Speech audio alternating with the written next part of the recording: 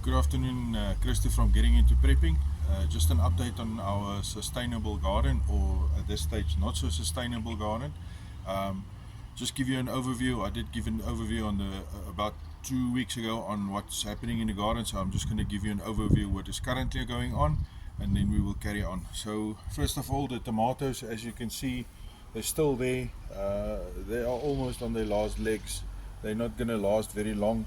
Then we're going to get rid of them, and then the peppers, what is supposed to be yellow peppers, turned out to be green peppers, but they're going on quite nicely.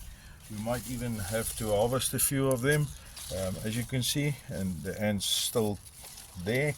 And then our lettuce, due to the rain, and our rogue spinach, the lettuce actually went from bad to worse due to the rain that we had the last couple of days. They popped up, so we're going to take them out and sort that out. And then the cabbage, as you can see, they're doing quite well. They're starting to fall into shape, so we're quite happy with what's happening with the cabbage and the onions as well. I'll give them probably another week, and then I'll start harvesting them as well. And then on this side, our spring onions also doing very well. We can start using them in the garden. And then the spinach, just gonna harvest the last spinach. After the harvest, we will then take them out as well.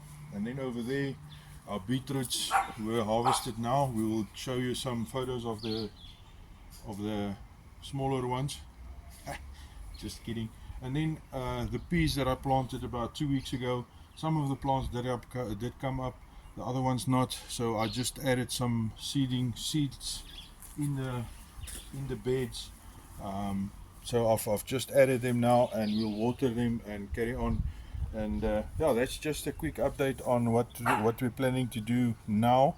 As soon as we're done with what we are planning, we'll just give you an overview again, and then that will be the end of the video. So stick with us, we'll be back in a moment. Yeah, so we've come to the end of the day or the afternoon that we've spent in the garden. We just did some harvesting first before we did some planting. If you can just have a look, we've got some very nice spring onions, some green peppers that's a bit deformed, but it's still eatable. And then the spinach, although the leaves are much smaller, it looks more like a baby spinach than spinach.